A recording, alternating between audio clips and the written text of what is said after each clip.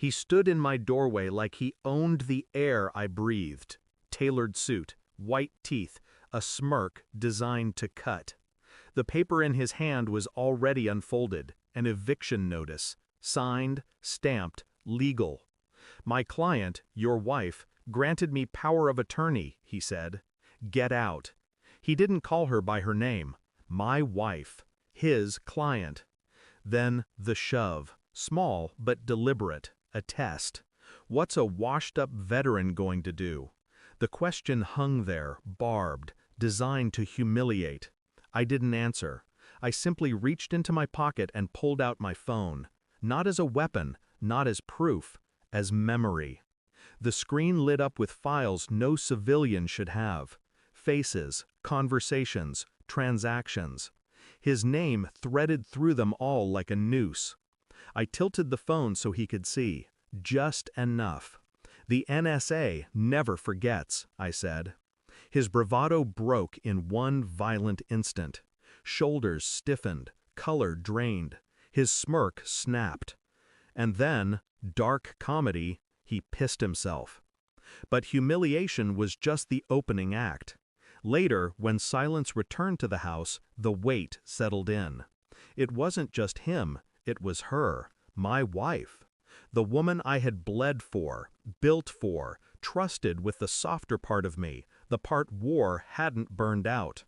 Her betrayal wasn't in whispers, it was in paperwork, legal filings, transfers, a signature given freely to another man, handing him authority over the home I had carried us through. At first, I told myself it was temporary, a mistake, some legal necessity I hadn't been told about. But the pit in my stomach knew better. The truth was simple. She wanted me gone, erased from my own house, replaced by him. Infidelity is one thing, flesh and secrecy. But legal betrayal, that's permanent. That's deliberate. That's strategy. And if she was playing strategy, she should have known I was fluent in war. I didn't storm, I didn't accuse, I observed. Her laughter on late-night calls, the perfume on receipts I hadn't bought, restaurant bills signed with his initials, all small pieces, insignificant to anyone else. But I learned long ago, wars are not won by explosions, they're won by details. So I gathered, quietly, methodically, phone records, bank statements, metadata from emails she thought deleted. His name was everywhere, not just as her lover, as her sponsor. The lawyer paying bills with money siphoned from joint accounts, repositioning assets under his firm. And there was more. Court filings drafted but not yet submitted, petitions for sole ownership, custody maneuvering, even though the children were grown. A calculated erasure of me on every line that mattered.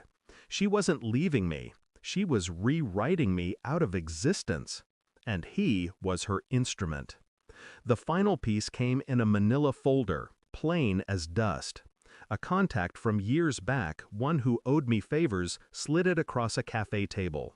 Inside, correspondence between them, digital copies of private emails. Every line confirmed what instinct already knew. She had called me a relic, a burden, a man too broken by war to keep up with her ambitions. He had promised her freedom, legal escape, my ruin. I sat there in silence, reading each word like scripture, not with grief, not with rage, with clarity. The kind clarity you only earn when illusions finally collapse. That night, I placed the folder on our kitchen counter. She walked in, heels clicking, eyes sharp from whatever lie she had rehearsed. When she saw the papers, her mouth opened, but no sound came. I asked her one question: how long? Her silence was answer enough. I didn't yell, didn't curse, didn't accuse. Instead, I handed her my phone, not the folder, the phone. Encrypted files, surveillance clips, conversations she never knew I recorded. Her lawyer boyfriend's voice, promising to bury me legally. Her laughter, agreeing. She listened, she paled. Her hand trembled as though the phone itself burned. "You thought I was weak," I said softly, "but I know how to fight without a battlefield." And then I left her with it. Her reflection on the screen, staring back at the ruins of her plan. I packed that night, not in panic, in precision. The essentials only. A soldier's discipline never fades. The house was no longer mine, not truly. But freedom isn't measured in square footage. It's measured in control. And I had taken it back. She would live with her choices, with a lawyer who had pissed himself at the first glimpse of truth, with the knowledge that I had known all along, and that I had walked away, not destroyed, but untouchable. No pity, no regret, only the final clarity of betrayal turned inside out. People think the worst wound is being left. They're wrong. The worst wound is when the betrayer realizes they never had power at all. Thanks for watching. Don't forget to like, share, and comment. Subscribe now to Cheating Stories Insight World for more amazing stories.